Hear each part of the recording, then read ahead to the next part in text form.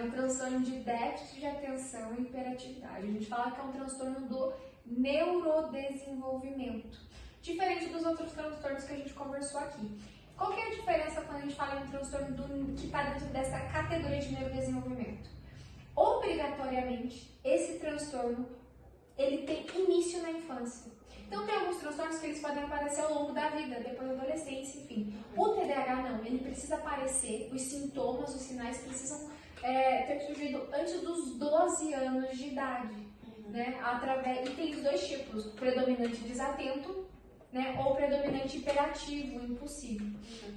Então, na infância, como é um momento da nossa vida em que a gente não está tão polido assim pelos hábitos.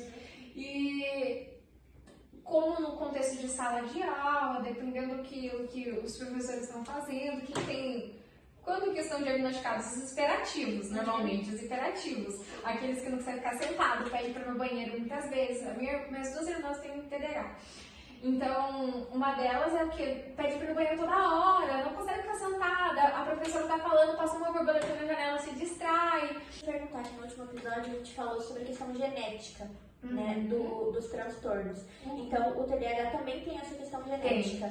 E assim, todos os transtornos podem ter uma porcentagem, né, de herdabilidade genética, tem ali uma influência genética, todos têm. Só que o TDAH, pelo ser de neurodesenvolvimento, tem mais ainda. Então tem estudos que mostram aqui, ó, que quando o pai ou a mãe tem TDAH, de 40 a 57%, tipo uma faixa grande, uma porcentagem, uma probabilidade dos seus filhos terem também, porque é do neurodesenvolvimento. Então é um transtorno que tem uma influência genética significativa, né? Então é um fator importante. A gente falou da questão da escola, né, de apresentar os sintomas ali do TDAH na infância.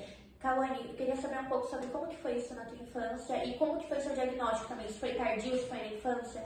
Então, retomando todos esses pontos já falados, o que eu costumo pensar é que todos os TDAHs, né, têm vivências tão diferentes, mas tão iguais no geral, né? Então, esse lance do estudo em si, da escola em si, hoje eu vejo um grande salto da escola para a faculdade. Então, eu era muito, como posso dizer, desfocada, assim, na escola, porque era tanta coisa, tanta responsabilidade, mesmo não sendo, né? Mas era muito complicado, assim, questão de prestar atenção, questão de querer estudar, né? E não entender que o preguiçoso, né, em si não era real para mim, né? Então, realmente, foi uma das épocas da minha vida mais difíceis, que eu não entendi o que estava acontecendo e que a gente acha que procrastina, se culpa por não estudar, se culpa por não estar entendendo realmente o que está acontecendo consigo mesmo, né? Então, o meu diagnóstico foi bem rápido, né? Eu, quando percebi que precisava de ajuda, tanto, né, no TDAH quanto no resto que eu precisava, né, em si, eu pedi ajuda, né, porque o apoio familiar, o núcleo familiar é uma coisa que é extremamente necessária. Então, é uma base, né? Então, eu pedi ajuda, fui diagnosticada e tudo na minha vida deu uma clareada, deu uma melhorada, né? Tem uma analogia muito interessante que fala assim, que o cérebro do TDAH é como se fosse uma janela de vidro. O cérebro que não tem TDAH é como se tivesse assim a capacidade, eu preciso focar, então eu consigo fechar essa janela. O do TDAH é como se fosse uma janela aberta, ou seja, assim, não tem o controle dos estímulos.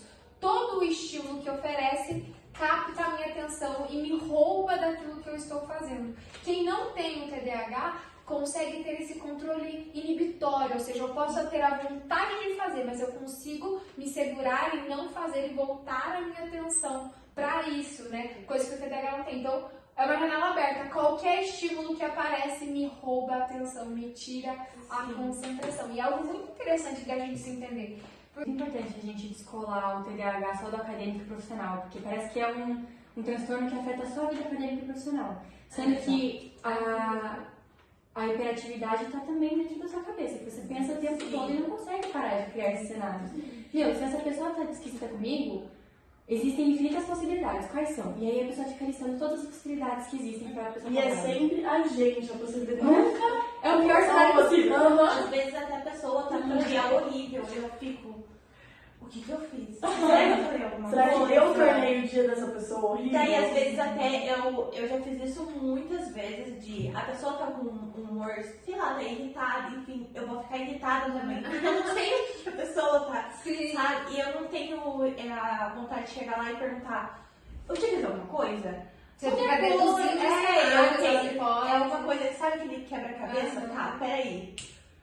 Eu falei tal coisa, pode ter sido isso, mas não tem nada a ver. Sabe o ditado? Eu não quero É, resolver, eu quero reclamar. Exatamente.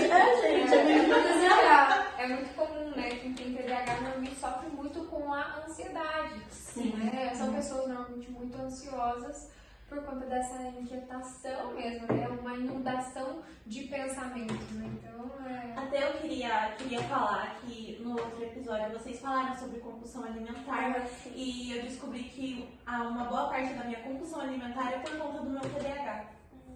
são E dois isso relacionados. Totalmente, assim.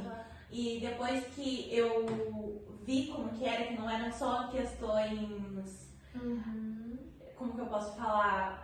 De quando era criança, algumas falas inapropriadas, enfim. Quando eu percebi que o meu TDAH também estava ali, clareou muito a minha mente e até consigo controlar mais isso dentro de mim.